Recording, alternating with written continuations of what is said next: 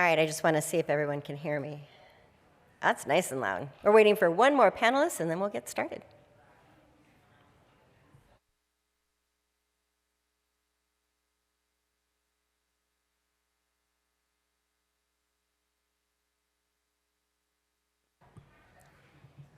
Any educators in the room? So there is a tiny URL on this. We do have a teacher on the panel who's going to go through a lesson plan. And so if you wanted to take that, it's on, there are going to be slides. The tiny URL is up there at the bottom of the slides. And then I did not test the QR code. Bad teacher move. Never put anything up on a slide that you haven't actually tested yourself. Luckily, you guys are all grown-ups instead of kids, and nobody will go, what?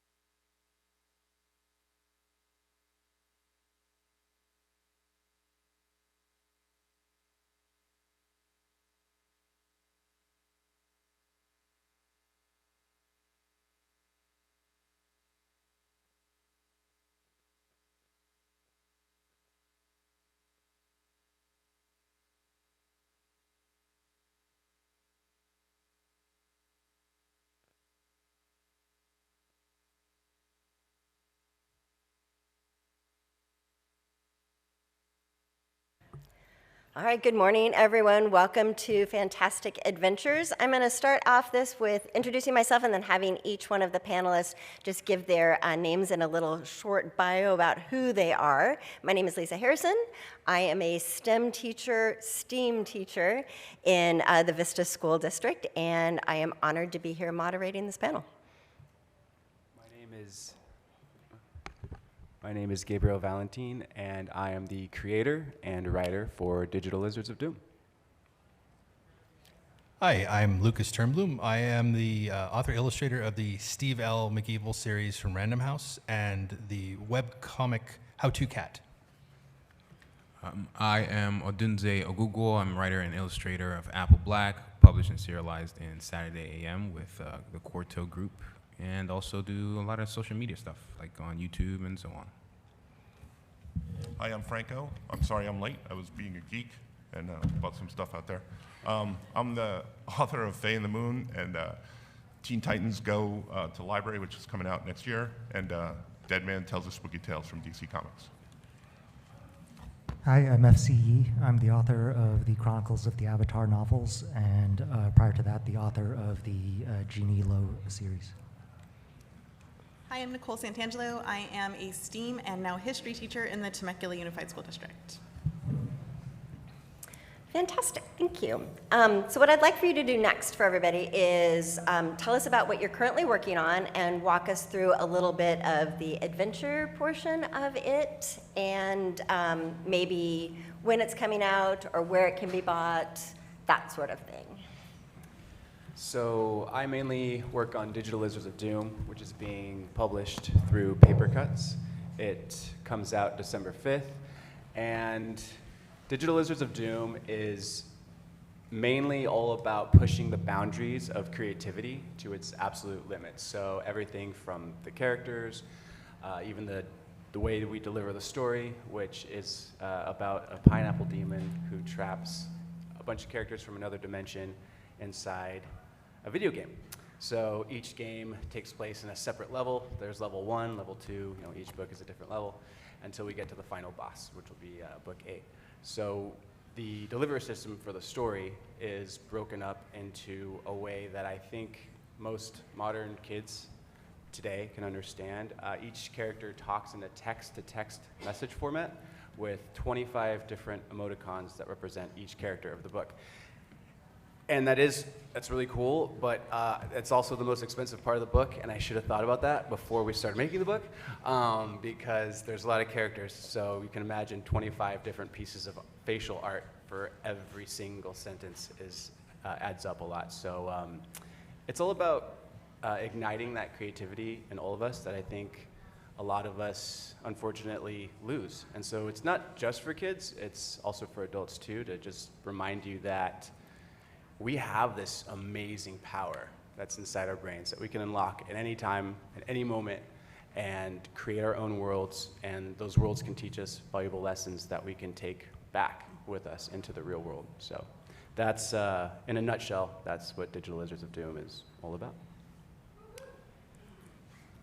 I'm currently working on the third McEvil book, which will be out either at the end of next year or the beginning of 2025. And the Steve L. McEvil series is basically about a little kid who comes from a long line of supervillains. And the problem is he's not a very good supervillain. He tries and he tries and he fails and he fails. And it takes place in a lot of different realms, and book 3 has a lot of sci-fi fantasy stuff. But the kind of the message of the book is that he is from a long line of supervillains, but he's not very good at it, and maybe that's not his thing. And he's trying to figure out, well, am I destined to be this, or should I be something else? Am I fitting into this mold, or can I be whatever I want? And that's kind of what the overall theme of the trilogy is. So I'm working on the 5th book of Apple Black, and that would be out sometime spring next year. We have I've made 4 volumes so far, and all 4 kind of you can view as a season 1 to a degree. And Apple Black follows the lead Sano in this world of sorcery. I have a lot of inspiration and influence from a lot of shonen manga, like Japanese comics, and as well as some Western content like Harry Potter. And so it's a world of sorcerers, doing magic and doing all that kind of fun stuff. And Sano, the lead, is somewhat of a chosen one type figure. However, he does have visions that point to him being quite the opposite, and dealing with that in his journey. So he's somewhat of a troubled teen because of that fact, but at the same time finds ways to be positive, joyous, and warm in this world. And it's also a world where sorcery is ridden it with lots of evil, if you will. And so there's a lot of fun battles. If you're into the old school Dragon Ball Z, Bleach, Naruto type content, then you will find some fun and adventure there. But it does touch on themes of dreams and what he wants to be, what he feels that he's destined to be, kind of building his own path, similar to the villain character, as well as also themes of forgiveness and how that can free us in many ways. And I'm also working on a light novel spinoff with Stephanie Williams, who's also done work for Marvel and DC, so I'm really excited to venture into that new realm.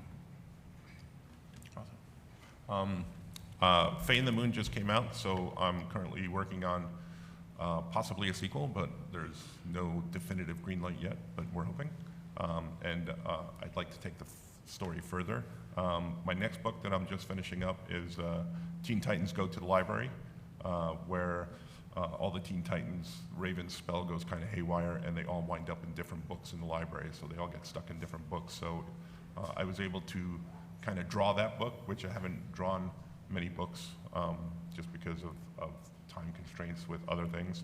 But this was a way that I could flex my style into different artwork. So each character gets put in a different book. Someone gets put into a paper cutout book, a pop-up book, and different things like that. So it's fun and exciting. So that comes out, I think, in January. I'm currently not under contract for anything. The 4th book in the Avatar book, The Legacy of Yang Chen, just came out this week. So that kind of concludes my current contract project list. Stuff that I'm working on spec independently. Nobody's asked for it, so I don't know who will want it. There's currently 2 projects come to mind. One will be a project influenced by a real world ancient sect of Chinese philosophers who are not famous like the way Confucianists or Taoists are. They're called Moists. They're very interesting. They're very utilitarian. They believe in universal love and compassion. They believe in studying a lot of like civil engineering, and they're also like really hardcore fighters. They were a real thing. I can't believe that they exist. That people like that existed, but they did. They became kind of defunct because they were basically inflexible nerds, which is awesome. So that's one project I'm trying to kick around, and the other is a project that, not my idea, it was my partner's idea for a series about like a magical girl, like in the vein of Sailor Moon, who is infuriated by the fact that she can transform into a magical girl because she's a scientist, and what she does, she can't explain it through science means. So she's a scientist in her normal life, and then she reluctantly has to transform, like shoujo heroine style, but really hates it because it just annoys her so much every time she has to do it. So as an educator, my goal is to bring as much creativity and inspiration and adventure into the classroom as possible. And so each year I strive to push a little bit more. And one of the ways I do that is by including graphic novels into our classroom. So we are inspired by all of the people who are sitting on this panel and all of the graphic novelists around. So my goal this year is to bring as much of their inspiration into the classroom, and then have them create their own things and push their own creativity and adventure out into the world. So the next question is, how do you see your work influencing middle school students, or your work being used in a classroom, or how are you reaching that demographic of like the 12 to 15-year-olds? And actually, Nichole, I'm going to have you go first and talk about the project that you're doing. Okay, so I am going to be pushing this out to my 6th grade social studies classroom this year. So I'm going to follow along with your slides. Are you in the first one? First one, graphic novel timeline. Okay, so what we are going to do is we are going to take a culminating project for the entire year, and each chapter of our history texts that we're going through of the year, we're going to create a chapter in their graphic novels. So the idea is that at the end of each section of the history unit, they are going to add to their graphic novel, and by the end of the school year, they will have an entire compilation of a graphic novel that they've created that has a story that also shows their learning for the history project. So if you go to the first slide, or the second slide, the first thing they're going to do is sew their book. If you are an educator and you want to steal any of these things, every single one of these is a hyperlink to the actual part of the thing that I'm doing. So for example, on the Sew Your Book, there is a slideshow that shows you how to do the sewing of the book. So this is an example of what I will be using for my students. I did a Copic sewing, so I sewed each page, and I teach the students how to do that. So there's also practical skills involved. They're learning how to sew as part of this. Yeah, and just as an aside, that's the hardest part of this project. Correct. And it's the part that they hate the most. It's harder than it looks. Yeah, it's hard. Half of them have never even held a needle before, so I've had students who didn't even know how to thread a needle or didn't know where the thread went. It's like, there's a teeny tiny hole there, that's where the thread goes. So they sew their books. And then the next thing they're going to do is a graphic novel investigation. So this is, because I'm in a history class, I'm going to be doing this in the beginning of the school year as part of our Getting to Know You stuff. So again, this has a link. So the title is a link to the actual documents. But basically what they're going to do is they're going to learn the parts of a graphic novel. And one of the ways I'm going to do that is I'm putting all of the graphic novels that I own, which is quite a few because my daughter is obsessed, out onto the tables, and they're going to experience the books themselves. And so they're going to look through the books. They're going to kind of interact with them. They're going to see what the different parts are. There's a section with vocabulary, so I'm going to have them label the different vocabulary in the actual panel itself, so they can see like what part is the word bubbles and all of the different things. Then there's also a set of questions that I'm going to have them work through to decide on how the how the words add something or how the graphics add something, and how you can't have one without the other, because just the words in a graphic novel is not enough, and just the pictures isn't always enough. So the idea is to show the students why graphic novels exist and how they interact with each other. And then on the next step, they're going to design their own character. Again, this is a hyperlink, so if you are interested in extra things, they're going to design a character that I'm going to have them base on themselves. And so they need to put some kind of element of themselves in the graphic novel characters. So part of my idea is that that's going to help me get to know them, because I can see what parts of themselves they're putting into this drawing. We're going to go through simple drawings too, so it's not as scary. And so we can talk about how a lot of graphic novel characters are very simply drawn, because you have to draw them 1 million times, and you have to be able to see them from different profiles and see the different faces that they're going to make. And then they're going to start with a plot diagram, so I want them to have a story in it, just like every graphic novel has a story. It can't just be this is what I learned in my textbook, here is what I made. So instead, I'm going to have them create some kind of story. We're going to use a typical plot diagram you would in like a language arts classroom. And then we're going to look at different ways of creating story. We're going to look at protagonists, we're going to look at antagonists, we're going to look at what makes a good story. There has to be some kind of conflict. And after we have kind of gone through it a little bit, then I'm going to show them my example. So in my example, I only did the prologue, which, sorry guys, I'm a little nervous. So in my prologue, a girl moves into a spooky old house, and in her spooky old house, she finds a coin in the attic that is going to end up transporting her to, it's going to start in Babylon. So she's going to be transported to Babylon, and then part of my story is going to be her trying to figure out how to get home, and then each time she's going to jump to the next civilization. So that's my plan, but I'm going to not share that with my kids until after they've developed some of theirs, so that way they have their own original ideas, because middle schoolers are mimics, and so they will absolutely just do what I did. So that's the ultimate plan, and then my plan at the very end of the school year is that we have a book fair, so because everybody will have a graphic novel to share, and then we can kind of do a book fair where everybody gets to see their graphic novel on display and read each other's and see the stories as we progress throughout the year. All right, fantastic. So again, if you are a teacher in the room and you wanted access to these slides and the hyperlinks that are included, sorry if I'm making anybody dizzy, at the bottom of the slide there is a tiny URL link that will take you to the slideshow, and all of that will be yours. And there's also my email is on there, so if you have a question or if something's not working, please email me. And so for the rest of the panel, I know that you don't have lesson plans. Oh, maybe somebody does have lesson plans. How do you see students in our age range either engaging with your book or teachers engaging? What does that look like for you? And anybody can take this.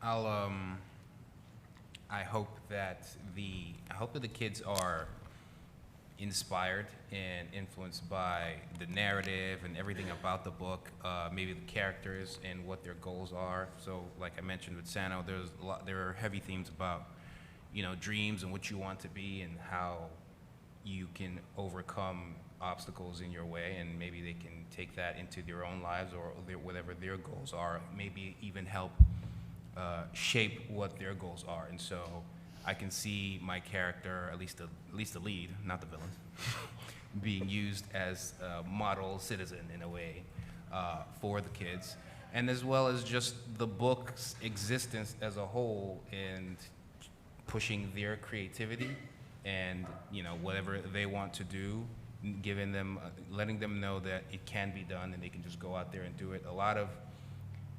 For me, getting into this industry, I just put stuff out there. I learned in this digital age, you have access to a lot of things, a lot of knowledge, and that's pretty much how I learned 90% of everything I know when it comes to making comics. And so for someone like me, who grew up in Nigeria with no real path into this industry to make that happen, I think hopefully that also is a way to show them that they can make their own dreams come true, as cheesy as that sounds, but it's true. And so that's one way I hope the book can be used from a narrative standpoint and just the existence of the book as a whole. Not cheesy at all. Very nice. Full disclosure, I don't know if everybody knows, but I'm I just retired. For 24 years, I was a high school art teacher. So I just retired a couple weeks ago. Yeah.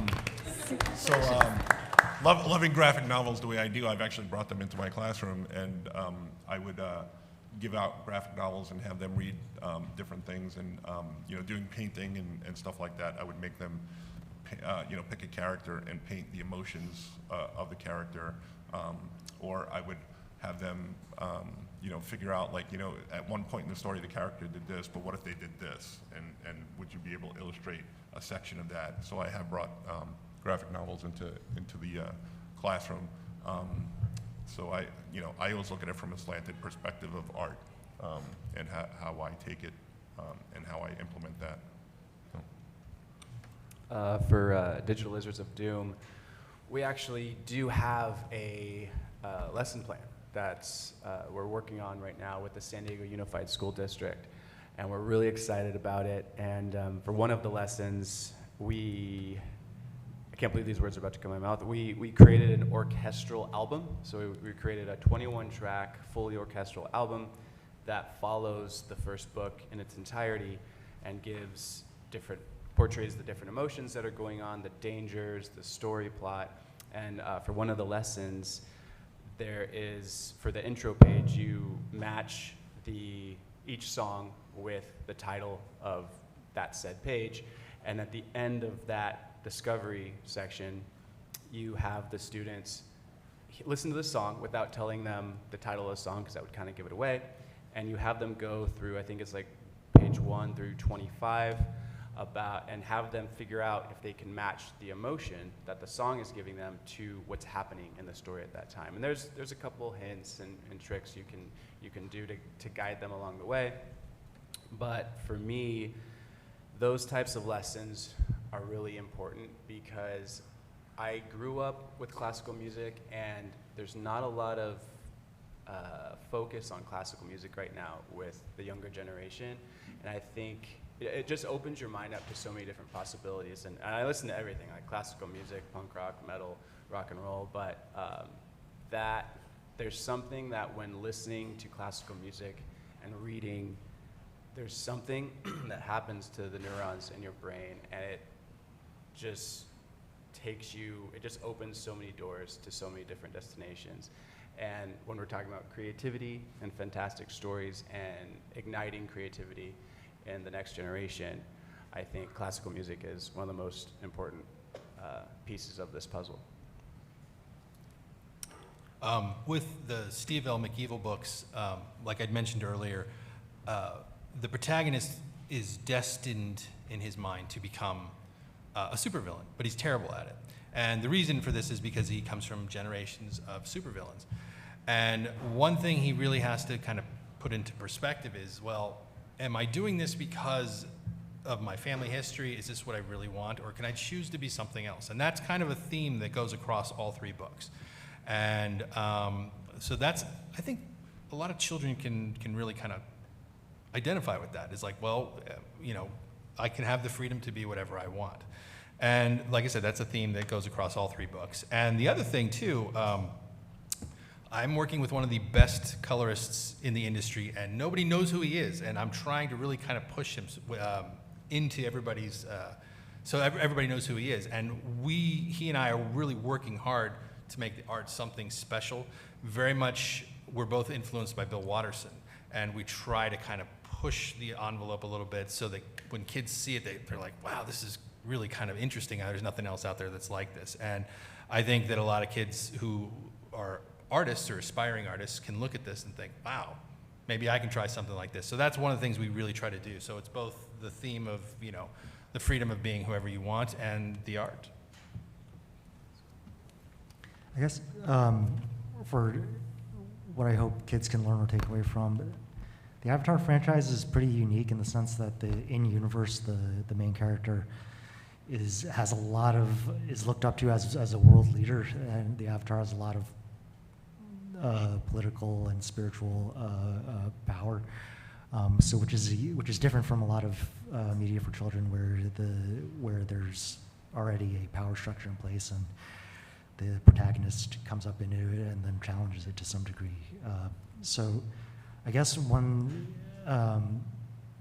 hope is or takeaway is about the importance of being a decent leader, because a lot of, when you think about it, like a group of kids, a fair number of them are at some point in their lives probably going to be in some type of leadership position, or be in some sort of in a position where their decisions are going to impact other people around them. So I guess trying to help people understand that that's a pretty important responsibility, and that it should be taken seriously, and needs to be done. It needs to be approached with a sense of decency and compassion and consideration. Is just a lesson that the franchise tend to support. Thank you. All books start with an idea, and then that idea grows with the influences that you have been exposed to throughout your lives. What pop culture or other influences do you feel like were most important when creating your piece of work? However you guys want to do it. I figure somebody might need no wait time, while other people might need more wait time. For me, specifically for Digital Lizards of Doom, I was very young, and I was on a plane, and for some reason, my parents, I don't think they meant to do this, but they put on the movie The Truman Show. And I think it may have even been one of the first movies I watched, period. And so that idea excited me and terrified me. And the idea for Digital Lizards of Doom actually goes all the way back to, I don't know even how old I was. The Truman Show, which is, this pineapple demon traps a bunch of characters in a simulated universe. And that idea, like, what causes someone to want to do that? Is it to control someone else? Is it because they can't find the self-worth in themselves, so they have to get it out of other people? What would cause someone to do like that? And then what does that do to the characters that are trapped inside that universe? And that's something that we discover throughout this journey. All the different characters, all the main characters actually represent a different emotion. So we have the main character who's a little naive.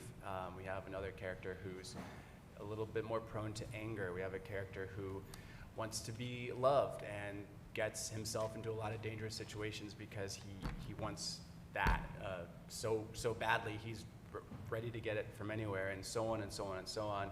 Characters that want to control things, and all of these lessons that I think are good to understand at a younger age, if possible, but in a safe environment where it's not so daunting and scary.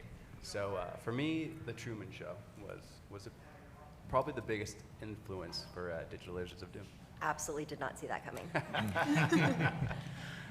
For me, I'm a child of the 80s, so obviously I got to go with Star Wars, I got to go with Indiana Jones, but comic strips were a huge, huge influence on me. So Garfield, Calvin and Hobbes, The Far Side, Peanuts, those were enormous for me. But for the Steve L. McEvil books, one thing I really wanted to do was kind of tell these stories similar to how I would say, like, if there was a Superman story and it was a very deep story, and then all of a sudden, if you want to find out what happens, you're going to go find a Justice League, and it's like, wait a minute, hold on, you're switching characters here, but it's the same story. That's one thing I really wanted to do with the McEvil books. And the third McEvil book, we switched protagonists. So the whole time, books 1 and 2, we focus on Steve and his friends, and then book 3, we have a whole new protagonist, but the story continues. And I'm really excited about that, and I'm so happy my publisher allowed me to do that, because it's kind of a big risk. But when you get to the end of book 2, you'll understand why that happens. It's very important. And I don't want to give any spoilers as to why or who becomes the new main character, but it's pretty fun, and I think people will like it. So Superman, Batman, that was a huge influence on these books.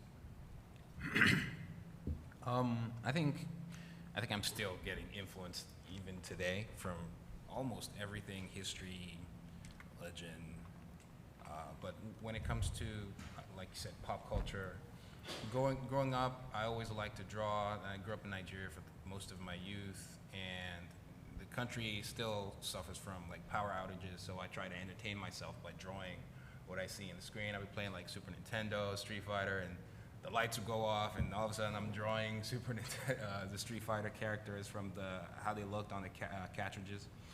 But that's how I got into it. So Street Fighter is like one of the first things that got me into this kind of medium at all. And then over time, just looking into how one would break into comics and just reading comics, even though there weren't many around, so there was very limited access to it.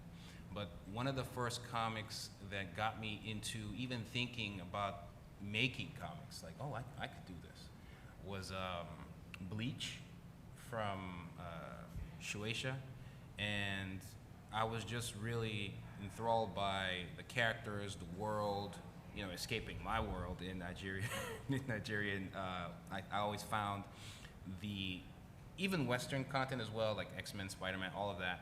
But there was something about the Japanese stories that I found very compelling and engaging in a very unique way that it inspired me to do similar things.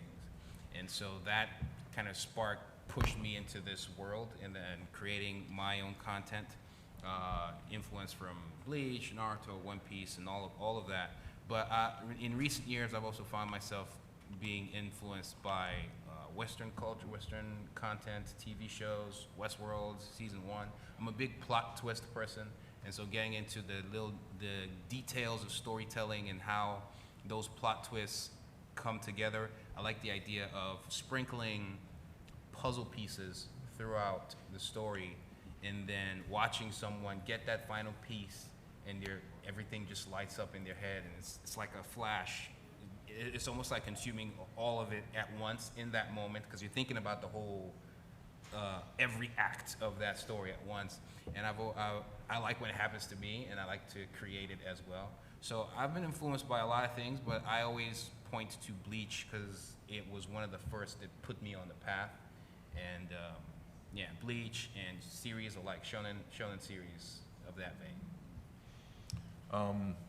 Yeah, pop culture of all kinds, comic books, movies, and things.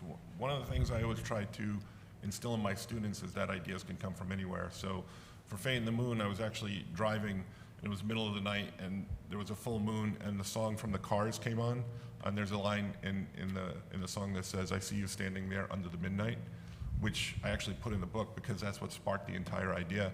My wife was asleep. She was in the seat next to me, and I woke her up so she can write down all the ideas that I was having in my head, because I'm like, you know, that line in the song just triggered something, and I just started thinking about something, and then I thought, like, what if someone just pulled the moon out of the sky? What if they built a ladder up to the sky and pulled it?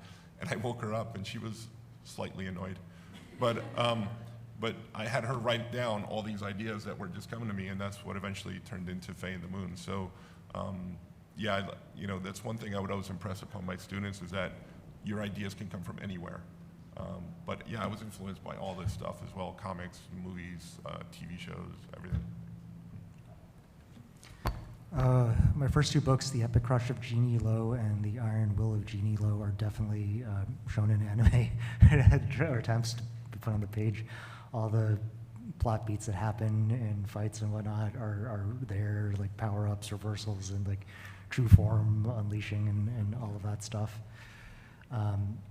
The Rise of Kyoshi is very much a Chinese kung fu wuxia revenge thriller. It's literally, you killed my master, I'm gonna kill you. There's roof hopping, there's outlaws, there's like touch of death techniques. And then the Dawn of Yang Chen and the Legacy of Yang Chen are definitely influenced by John le Carré spy novels and Cold War spy novels, and the show Slow Horses. So different genres and categories that I love will make their way into one series or another, and they help serve as guideposts for the overall tone of the series and the attitudes of the characters in there, and basically the flavor of each work. So this one wasn't on the prep sheet, but I saw it in another panel and I thought, or something like it, and I thought it was a great question. Relationships are a lot of what we as readers read for. What do you think is the most important relationship in your story?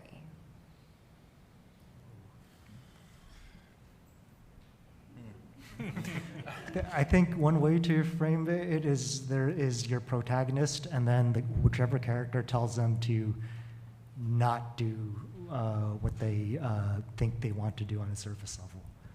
So that, you're like one storytelling structure that comes up a lot is the protagonist has a thing that they want to do on the surface, but it's not the thing that they need or is best for them completely. And part of the protagonist's growth is actually becoming aligned on those two disparate things. And if assuming that the protagonist is going in the wrong direction on the surface level, there's probably some character that tries to put them back on the correct path, tell them that what they're doing is wrong, or not maybe literally, but like ultimately informs them that that's not what they need for their own personal growth.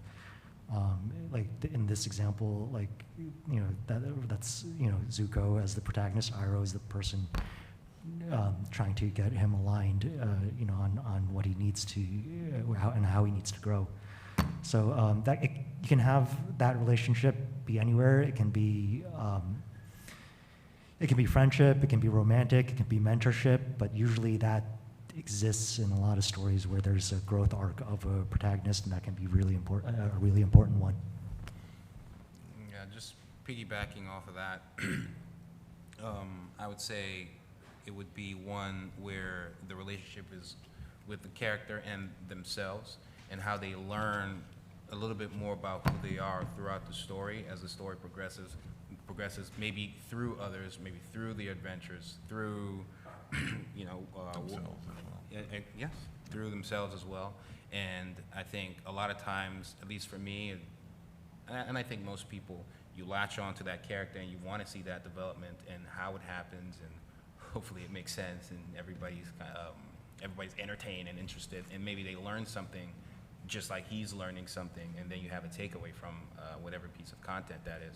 So I think the character's relationship with themselves and how they grow is a major one.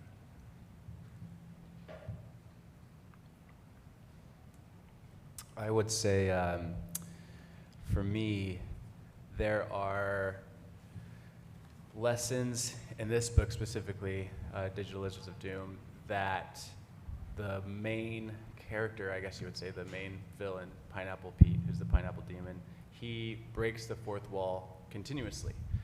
Most of the book is him actually talking directly to the reader and asking them questions. Why do you think this just happened? Why do you think they went here? Did you notice something strange on the last page? I think this is a little odd. What do you think about it? And for this story, I think the relationship that the Pineapple Pete has with the reader is important, because I feel like in this day and age, kids don't really feel like they're heard as much. There's so much noise, there's so much chaos. Like, you look anywhere and it's just constant stimulation. And if someone is going to spend an hour plus time reading a book, specifically a child, I want to make sure that they feel like they're a part of something. The main character of this story is asking the child to help them with their video game that they've. So it's fun. It's not a huge task. It's not a big ask. It's like, hey, come and I made this intergalactic video game. Come and help me find out what's wrong with it. I think someone's messing with it. Can you help me out? So immediately in the story, there's a sense of purpose. There's a sense of trust, and then they're guided on this magical adventure. So for me, it's making the relationship between the reader and the narrator. In the Steve L. McEvil book, the overall theme is family. The relationship between Steve, his parents, his sister, and his grandfather, and it's not really a dysfunctional family, but but they have problems like everybody, and Steve is really trying to navigate who he is through, his grandfather, who I'm not going to say is toxic, but he's definitely, he's a villain. and his father, who decided that he wasn't going to follow that same path. He was going to break family tradition. He's going to do his own thing. And in the book, he's an artist. And so Steve is really kind of just wrestling with, identity, who he is, and in the end, he has to make that decision himself.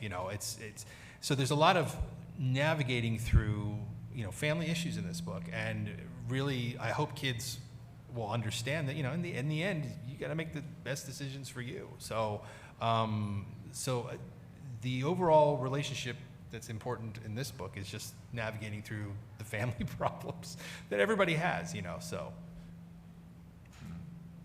Yeah, I agree with a lot of what was said here. I think the main relationship for me is the relationship between the reader and the characters in the book, for me. And within the book, it's having the characters question everything. Like, in my book, Faye in the Moon, her relationship with her mother, her relationship with her friends, or who she thinks are friends, is things that I like to explore. But it's always ultimately for me, as I think about what is the reader thinking about these characters and what happens. So that's always the most important one for me. We have a room full of educators, so I want you to think back to when you were in school, and was there an educator that was somebody who inspired you to be your best you? Yes. For me, it was my art teachers, obviously, but it was also my English teachers who inspired me to write and be creative. Just giving me the freedom to explore was such a big thing for me, and made me want to do the things that I've wound up doing as an educator and as a writer, an author, and an artist. They really gave me the freedom to explore all of that, and truly grateful for them. And I always try to do that with my students, is give them the freedom to kind of explore and make mistakes, but not chastise when there's a perceived mistake. So that's always been something that I've tried to do. I went to University of Texas at Arlington initially for computer science. I was a computer science major, and then I was a computer science major and a fine art minor. And then I became a fine art major and a computer computer science was just, it was not, I could have done it, but I think I would have felt a lot more regret if I never went down this path. And I'm pretty content with how it's played out and how it continues to play out. But I then did masters in visual communications in the same university. And the whole time, when it comes to comics and creating it and storytelling and most of it, good chunk, 80 to 90% of it, I learned on my own using the internet. But during my masters, there was a teacher of mine, and it always helps when there are some mutual interests there. And he was really big into, and even down to the history of Japanese comics and anime and animation, and he was a fan. And looking through my stuff, which was part of my thesis at the time, it was very valuable when he looked through my work and found flaws and things that I could work on that I just wasn't able to see on my own. And it completely changed how I put the panels together, how I work with timing, and how I try to keep the reader engaged throughout with each panel and not have them bored, how you're building tension with each panel to get them to keep flipping the pages, and just things like that on a technical level. But also, he also allowed me appreciate comics overall from a historic standpoint, and where to look and what to read, what to research. And I thought that was really valuable and completely changed for the better how I made comics. And I'm very grateful, and we're still cool to this day.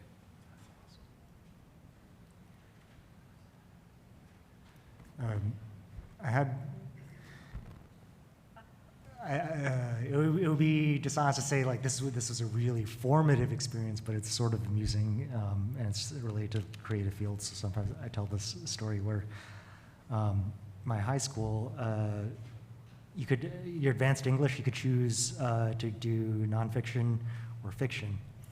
And I chose nonfiction because I had heard that the fiction course was hard, difficult, and that the teacher was tough. So I went through the nonfiction class, which was a good class, by the way. Nonfiction is great.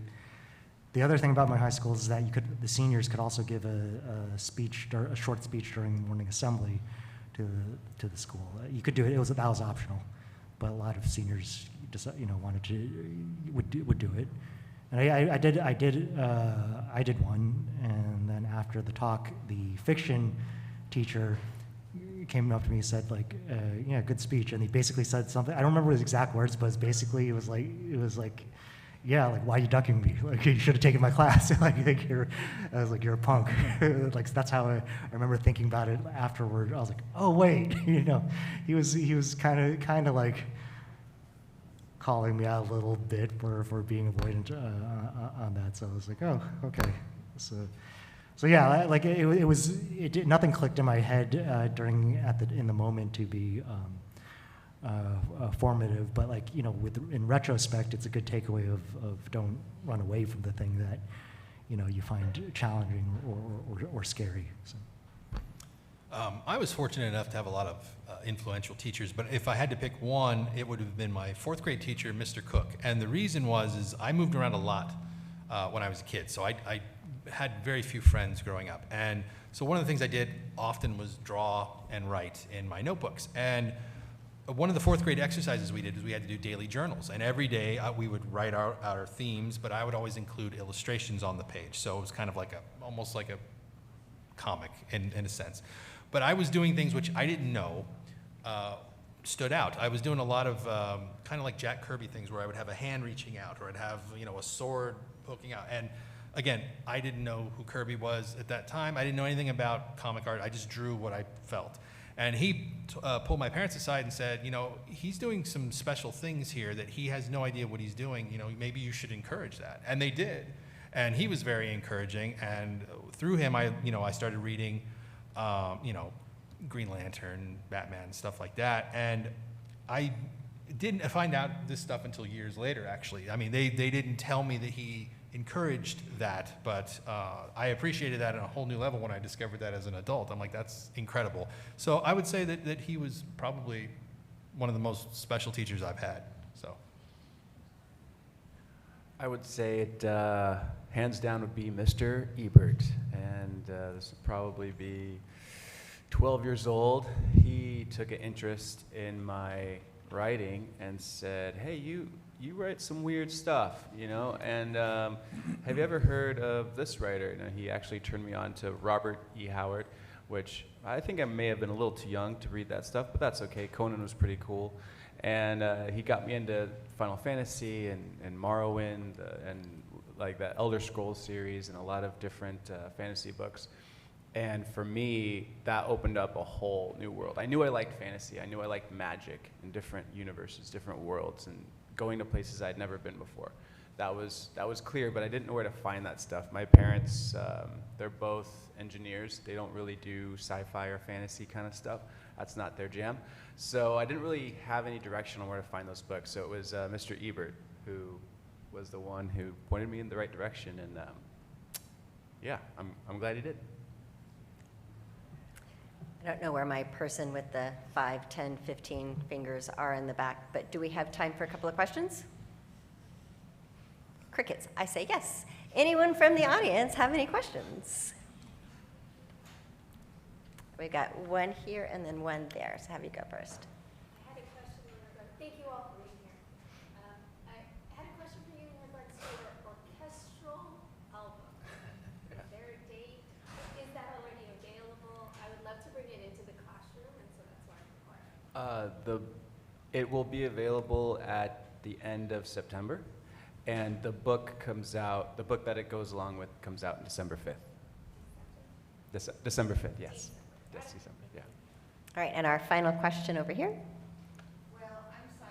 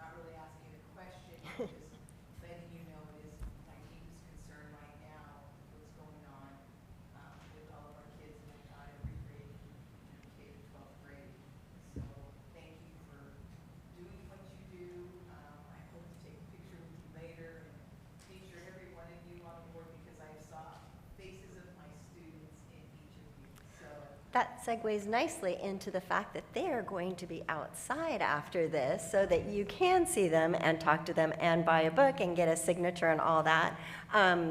Thank you, everyone on the panel, for being here. A round of applause, everybody, for our amazing panel. Also, thank you all for coming out here for this. If you're an educator, please let your fellow educators know that this is here, that it is free, that it's a great resource. I appreciate you all being here. Thank you.